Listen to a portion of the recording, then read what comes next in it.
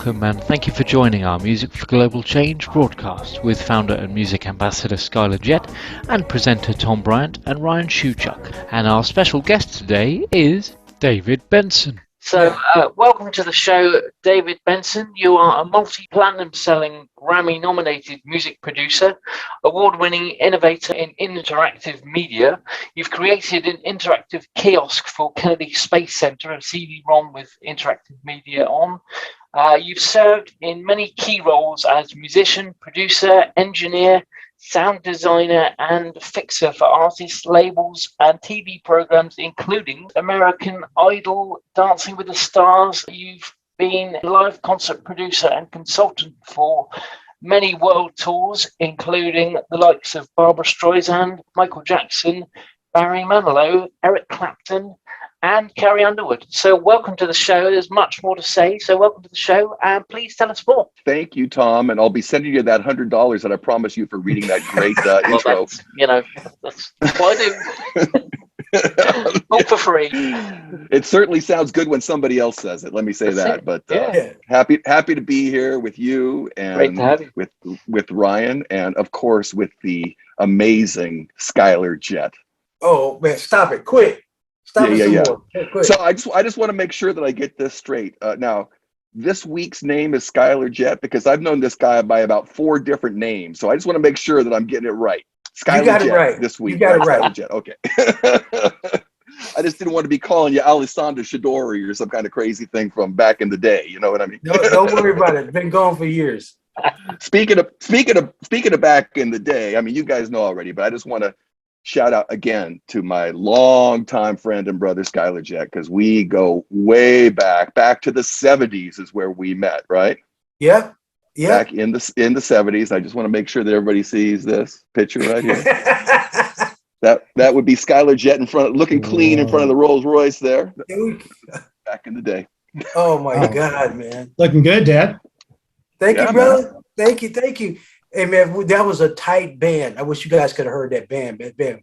Super tight. I'll tell you what's crazy, Skyler, and you've had this experience, I'm sure too. It's like we've been in lots of bands over the years, and maybe 1 or 2 of the people kind of continue on doing music for the rest of their lives. But the 2 bands that we were in together, that was this one, which was a really good band, and also this one. Look at that! Look at how good you look in there, man. Look at how sharp you're looking. God.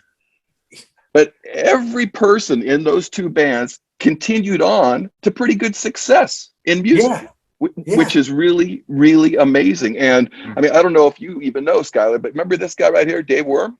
Yeah. Dave sings with Bobby McFerrin. Bobby McFerrin. He went on to great success with Bobby McFerrin. And then this guy over here in the front, Tim Larkin, probably haven't talked to him in a while. No. Tim is very, very successful in the video game music industry for decades. I mean, really, like he works with Steam, I think is the platform. Okay. They do a lot of these big games. And I mean, I don't really know that world that well, but he literally, like sometimes he comes to LA and he's conducting like full symphonies to do his scores and he travels around the world. God. Ryan, you probably know this because this is more like in your age group and time frame, but I know Steam, and they do. I'm trying to think of the games that he does. I just can never remember the names, but they go around. They have these big tournaments, like in arenas all around the world, where 15,000 people come to watch these teams play video games. And he goes around and he usually opens these tournaments by conducting a symphony orchestra of his scores for the game. Oh my God. So it's a crazy thing, but anyway, my point is that we've had some good bands together, Sky. Oh my God. Everybody's hung in. Dagwood was a crazy one.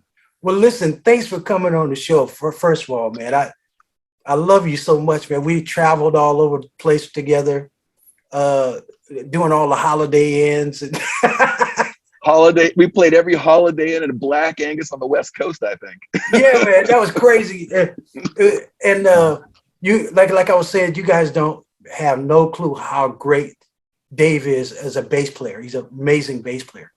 But you know what? I hadn't seen you for years, and then we saw each other in Canada.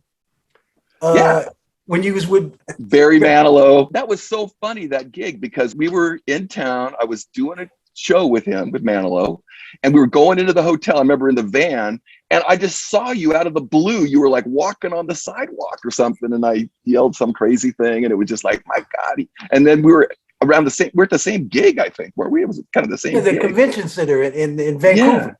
Yeah, it was crazy, man. I was insane, man. Well, as you know, like, you know, I started this movement about 20 years ago, and it's now starting to flourish, especially over here. They didn't get me over in the States. That's where I got out of there.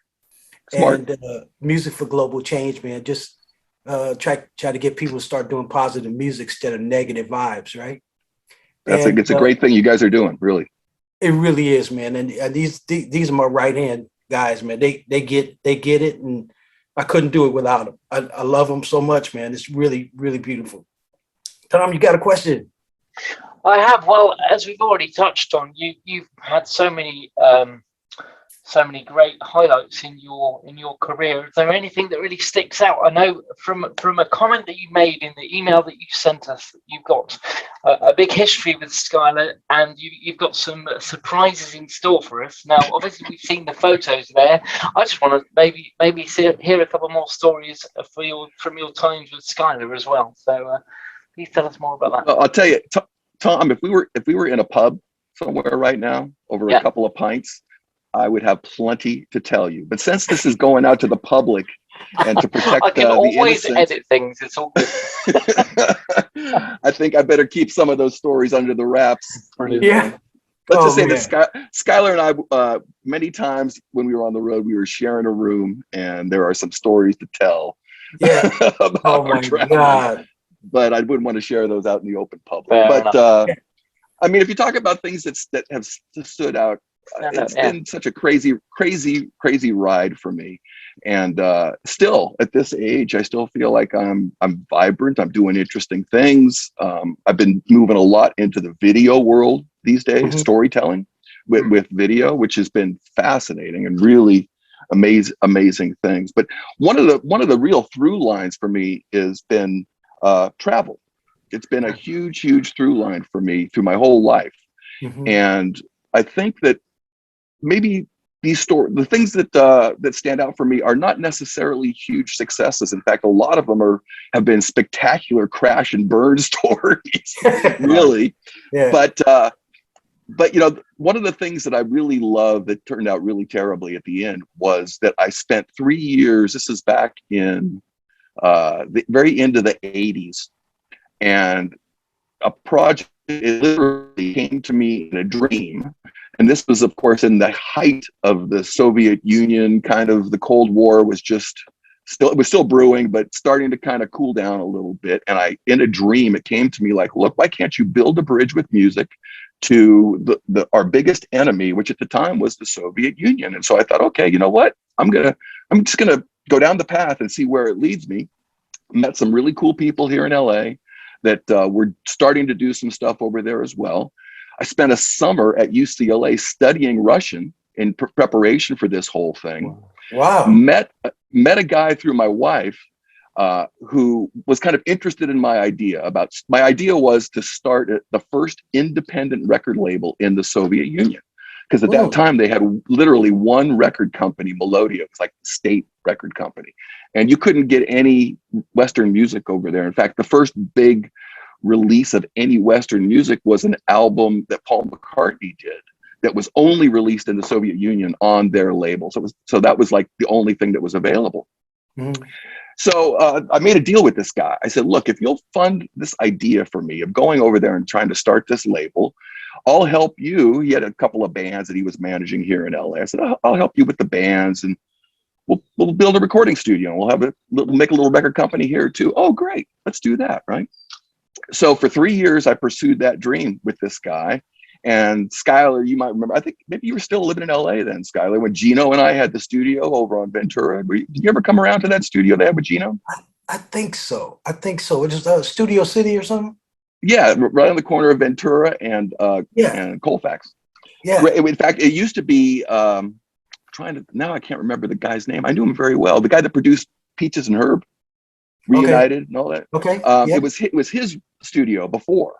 Yeah. And so we took over the building, built the studio. I pulled Gino in. Gino's a very good friend of Skyler's and mine. Pulled Gino in, get the studio rocking. It was just going great. 4 different trips to the Soviet Union, extended time there, making inroads. Crazy stuff was happening over there. Literally, this was the time when there was no food in the stores, nothing to buy, no Western restaurants. I think there was one Western restaurant that had opened, a Pizza Hut. That was the only Western restaurant that was in Moscow at the time. Wow. Crazy stuff. We couldn't take money out because, you know, we were starting to make money, but we couldn't take money out because you couldn't change the money at that time. Rubles were not on the international place, right? So it's crazy. We literally bought interest in a plywood plant in Russia, outside of Moscow, and we would take our money that we'd make in Russia, put it into plywood, and then sell that plywood in Finland. And that's how we would get the money out of the country. Wow. God. Crazy. Crazy. It was crazy mess. And then Gino, of course, was back here running the studio, and I was over there. This is on New Year's Eve going into 1990. And I had just arrived back there. We had a band from here that was touring with a big Russian act at the time. We were throwing a big party at this giant hotel in Moscow for the band. And I go into the party. I see my investor guy there, and he says, "Oh, I'm so glad you made it to the party. Welcome back, blah, blah, blah. By the way, I have no money. My wife is suing me, and the studio back in LA is closing." Oh my God. I was like, wait a second, what? What? Yeah, exactly. You know, Wow. Crazy, right? So in those days, when you wanted to make a call to the States, you had to go to the lady on your floor who was like the floor monitor in the hotel. And you had to say, okay, I'd like to make a call to Los Angeles. And she'd say, okay, we'll let you know in 24 to 48 hours. Literally, that's what it was. They had to make the call for you, and then it could come anytime, day or night. You don't know, right? Yeah. So I put in the call to Gino at the studio, right? And so 2 days later, the call finally happens, and I'm like, Gino, what's going on? I just found out the studio's closing. He's like, yeah, they're coming in tomorrow. They're taking away everything. I mean, we had a beautiful studio, a great console, all this outboard gear. It was he said, they're coming tomorrow to take everything. What do you want me to take? And I'm like, well, I don't want to take anything. None of it really belongs to me. You know, I was like an idiot. I was being honest, right? And I got back 3 weeks later. The whole place was emptied out. My key didn't work anymore. Business gone. Everything gone. So, but again, what a fantastic adventure it was. And I still look back with fondness because it was really crazy, really a crazy time. Did you guys sign any acts over there? Yeah, we actually had 3 acts over there that we were going to work with. I literally listened to like, I don't know, hundreds of tapes and went to see people. There wasn't a club scene really. There was a little bit of an underground scene, but it was pretty precarious because they shut that stuff down as soon as they found out what was going on if there was a club. But we did have 3 acts that we really liked, and of course everything fell apart. So yeah, crazy though, huh? Crazy time. Right, Ryan, you got a question?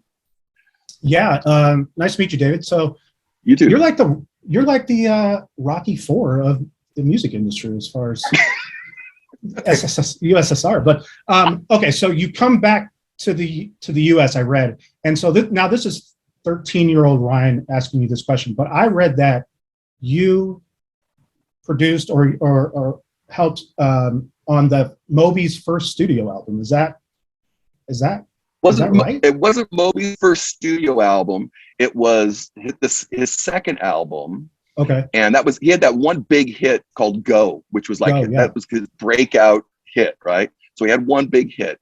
Then he wanted to do another album. He was obliged to do another album, which he did. And I got called in because at that time I was doing a lot of interactive stuff. This is the CD-ROM days.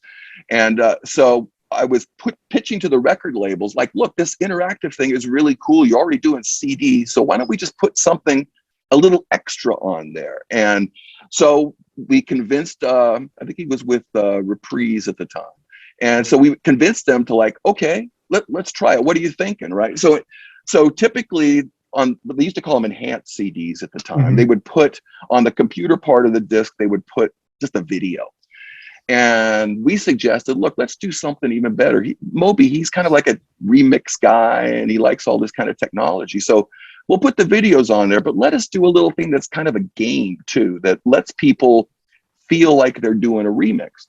So we built this thing that was really cool. It was very, it wasn't like being in the studio with a mixing console, that kind of a remix, but it was very graphic with lots of interactive elements on the screen. And when they move around and you click one, and then it would go to another section of the mix. So you could kind of click around, click, and patterns would change and the music would change. And so we did that for a couple of songs, and that was really cool. And then of course, right, you know, we showed it to Moby and he was like, wow, this is really, really cool. I love this idea.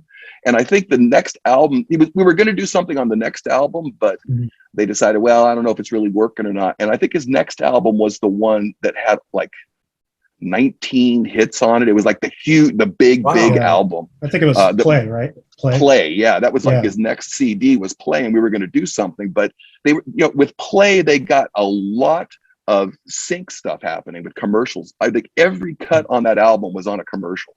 Damn. So they didn't need my help, obviously. So, but yeah, no, he was a really cool guy, Moby, really cool guy. Yeah, great to work with. I think I was a freshman in high school. I got my first computer, and I had that album. That was kind of like my foray into electronic music. And I remember the interact. It was like, you know, all CD-ROM and all this stuff was like, wow, this is super cool. And when I read that, I was like, oh, this is a great story, because I remember trying to do those Go remixes. You know what I mean? It was fun. Yeah. So if you had that thing, that's crazy. I mean, those things don't even work in the computer anymore. You know, they just don't even work at all. But no, I remember. I did a bunch of really cool stuff. This is one that you guys would appreciate, being kind of music for global change.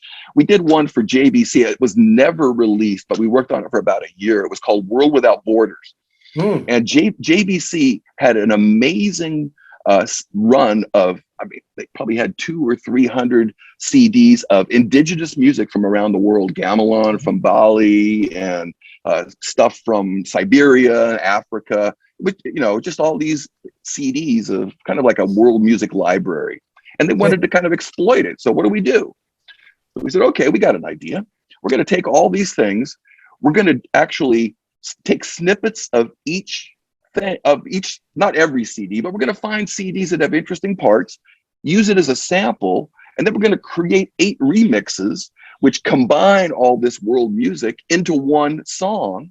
And then again, with this surreal environment on the screen, we're going to have elements that correspond to these different kinds of music.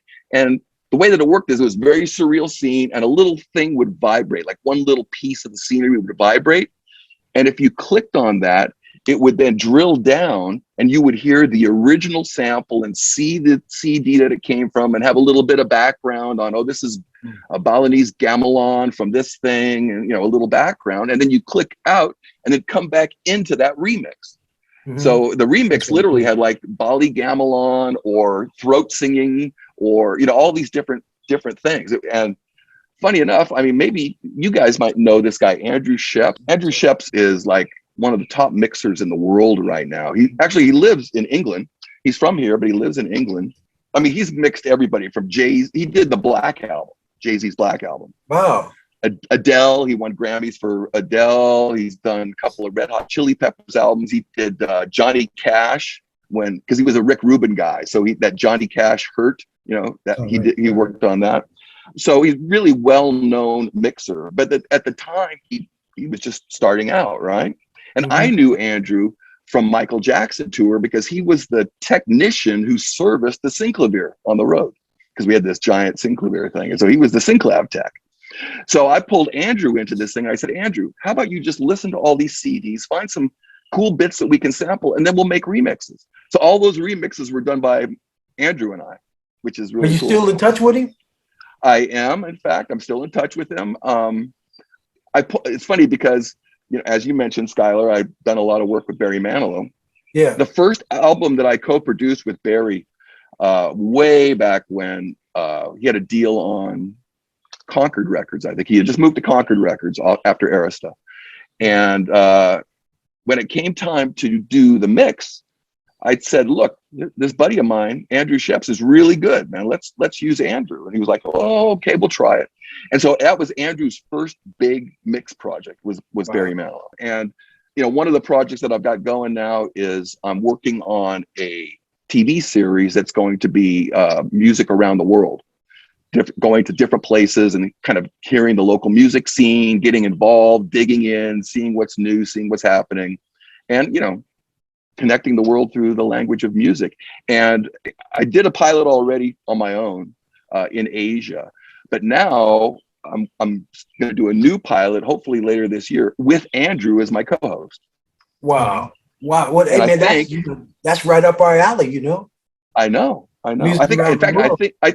I think that our first pilot that we're going to do, because he lives over there, is going to be Bristol, which is a great music scene in Bristol. All the trip hop and all that stuff has happened there. Banksy, of course. There's a lot in Bristol. So I think that probably in the fall sometime we're going to shoot it. Is that where he lives at? No, he lives. He's out in the country. I don't know. I think maybe a couple hours from London. He lives out in the country. Link me up with him over here. I'm over you're probably here, neighbors, Dad. Yeah. He's a great guy, Andrew. Still like so busy. The guy, he's crazy busy, but it's great. Is that your show? That's called Listen Up. That's the show. Listen Up, right? Yeah. I think I sent you guys the link to the old trailer. Yeah.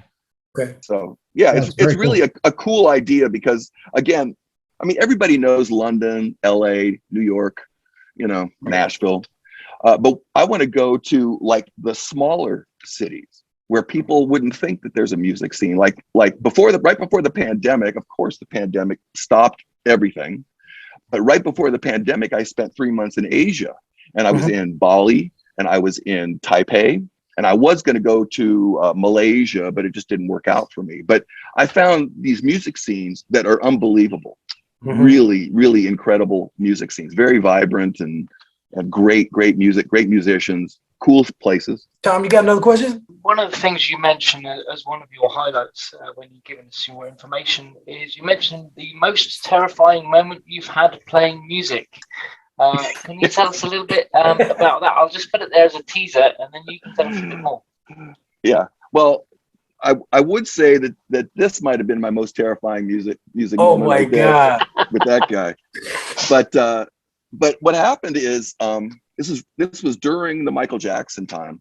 And I was working with Greg Fillinganes. I was a guy back in the day who I was early on doing sound design and synth programming. And there weren't a lot of guys at the time. It was a lot of knobs and chords. You know, this is before today where you just hit a button and you get a sound. So we ended in Japan. Then Greg Fillinganes comes to me and says, hey, I just got a call to do this gig for the Bill Clinton inaugural.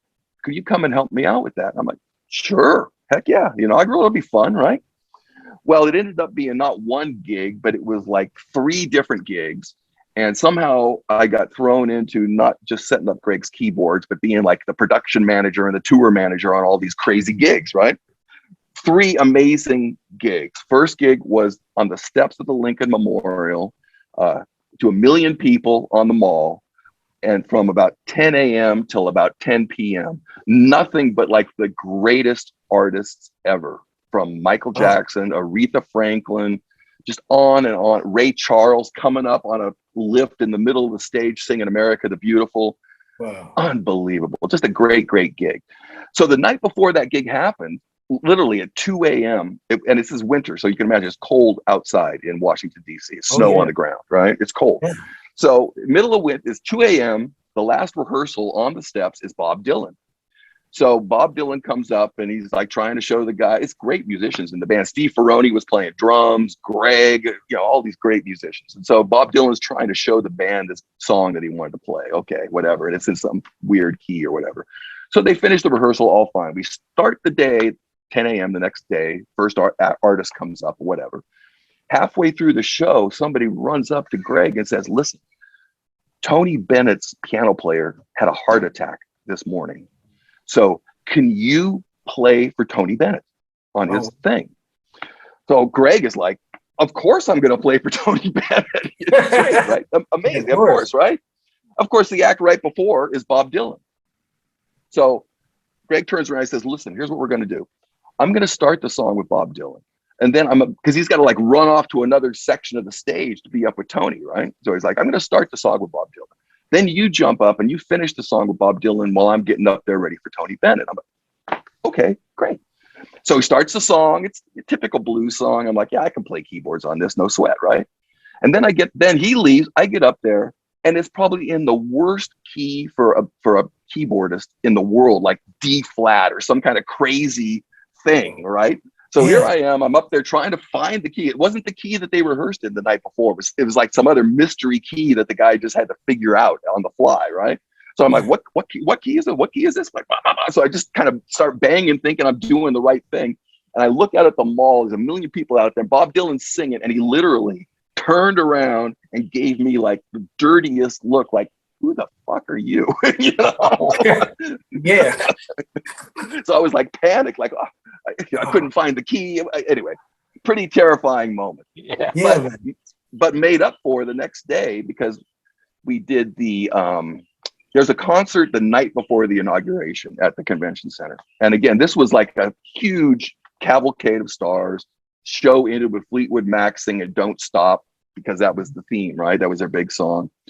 And I remember we went to a rehearsal studio. This is, again, Ferroni, Greg, a couple other musicians, me, one other guy, and spent 3 hours in a very small rehearsal studio with Little Richard and Chuck Berry. Oh, boy. And that was like 3 hours of storytelling that you just couldn't believe it, these guys, you know? I mean, it was just amazing to be in the presence of these guys. So, yeah. Well, you know, so when I created this movement, and it was to get young people to start writing lyrics that heal, educate, and solve problems. What's your feeling about social conscious music? Well, here's the thing about music is that it's not just a language. It's not about words, although I appreciate what you're saying about you want people to write lyrics that have a positive message. We could use a lot of positive messages right now. But the beauty about music is that it touches people in a way that words cannot alone. That's right. It is an emotional feeling. And it's kind of like that spoonful of sugar idea, you know, like you give the spoonful of sugar and the medicine isn't so bad. And with music, you can really affect people in a way that they don't even realize that things are changing for them in their hearts and in their minds. Right. So I think that you're onto something here, guys, because this is really a way to get a message out to people. And it's a beautiful thing that you guys are doing. Wonderful, man. And link us in on your world thing that you're doing with different countries. And if there are acts that are doing social conscious music, turn us on to them, because we want to start doing festivals around this, what we do, you know. And you know, there's a buddy of mine. I think you might remember him, Skyler. Greg Barthel. Do you remember that name at all? Greg Barthel? No. Well, you remember Phil Kikairan, of course, right? Of course. And remember, tell him I said hi. Okay. Remember that Phil was involved with the studio on Hollywood and Vine? Remember that when he had the studio? Yeah. That Greg was in that too, right? Greg was one of the guys at the studio there. And of course, I still work with Greg a lot, but he's involved in a thing here in LA that's called Artists for a Better World. Have you heard of these guys at all? No. And, never heard. And I think they're kind of on the same wavelength of what you guys are doing. You know, they're trying to use not just music, but other forms of art as well to kind of get out a positive message. Dave, I love you so much, brother. Thank you so much for coming on our show, man. Thanks for joining us, Dave. Anything for you, Skyler. Love you, bro. Love you too. Thanks, guys. Music can save the world. Music can save the world. If we all get together, music can save the world. Yeah. Music can save the world. Music can save the world. If we all come together, music can save the world. There's an urgency facing our humanity. Thank you so much for watching. To stay up to date, please click subscribe and hit the bell. You can also join our group on Facebook and find us on LinkedIn and Instagram.